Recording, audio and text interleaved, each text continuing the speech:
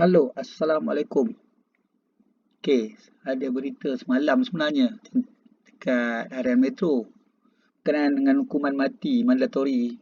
Depa nak mansuhkan dekat dan dengan diganti dengan hukuman gantian ikut budi bicara mahkamah lah. Katanya dia akan ada satu pembentangan laporan kajian hukuman gantian terhadap hukuman mati mandatori, kan.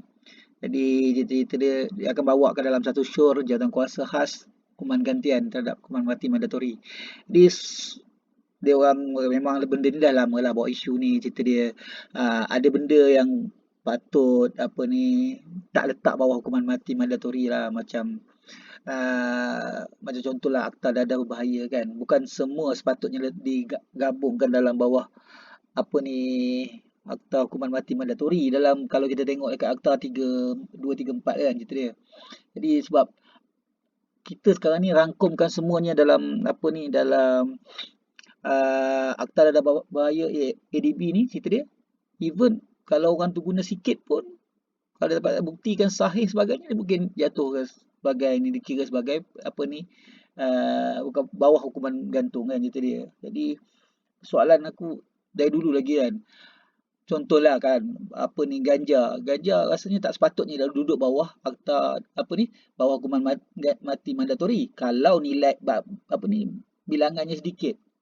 Lain kalau heroin ke macam ais ke nilai dia banyak sebagainya. Then itu wajar lah cerita dia kan.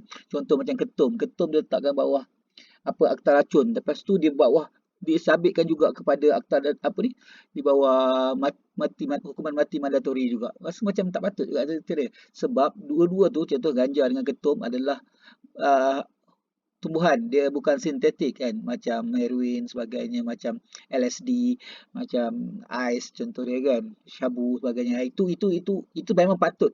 Pada aku yang itu patut. Contohnya yang patut hukuman mati mandatori ni macam contoh kan terorisme cerita dia, macam contoh apa ni uh, apa ni hukum dia sebab macam contoh dia apa ni buat apa ni bunuh orang contoh dia kan, then patut mati mandatori lah kalau dia bunuh orang sebagainya, tapi atau menggunakan senjata api ke contoh dia kan. Tetapi kalau kes-kes yang macam kes-kes kecil kan, kalau kita tengok contoh kan, apa lagi bawah hukuman mati mandatori, uh, contohlah memiliki peluru contohnya, peluru bukan senjata, bukan senjata api, peluru pun bawah apa ni hukuman mati mandatori. Jadi patutnya benda tu patutnya di bawah undang-undang lain, apa ni letak bawah apa ni penjara seumur hidup ke contohlah cerita dia kan. Yang itu kita tengok budi bicara lah sebenarnya. Yang ini memang sepatutnya lah cerita dia kan.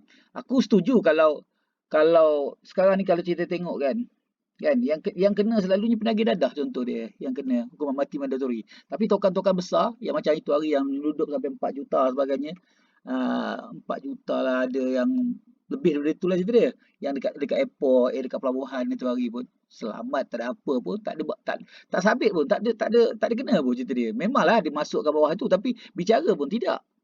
Kita tak dengar apa hasil dia bicara dia pun. Lalas masuk situ je cerita dia. Kan? Jadi benda-benda macam inilah yang patutnya cerita dia. Betul kita patut pada akulah cerita dia. Kita patut mengekalkan apa ni hukuman mati mandatori untuk benda-benda yang berkepentingan, benda-benda kecil, benda-benda yang memang core lah cerita dia. Tapi ia ni kena dibuktikan sampai level apa ni mahkamah persekutuan cerita dia baru boleh jatuh hukuman mati mandatori cerita dia. Untuk kes-kes macam tu. Maknanya dia perlu lalui semua sekali cerita dia. Dia tak boleh main terus jatuh hukum cerita dia. Tapi kita kena tengok macam contoh kan. Ingat lagi kes apa ni yang membunuh sampai terbunuh lah cerita dia. Apa ni orang yang cuba merompak dia sebagainya tu kan. Tapi yang kes itu kita kena tengok kaji dalam bentuk apa pula kan cerita dia. Adakah masa ingat brother tu yang dekat Dungun tu dia memang nak pergi jumpa orang tu dia bawa senjata dah siap-siap. Itu memang dengan niat membunuh cerita dia kan. Itu cerita lain lah cerita dia. Tapi maksud dia kalau kes-kes macam ni sepatutnya kita kena tengok dalam sudut yang pandang yang lebih luas lah cerita dia kan. Dan apa ni kita kena buat satu hukuman khas gantian pada hukuman mati mandatori. Okey, terima kasih. Assalamualaikum.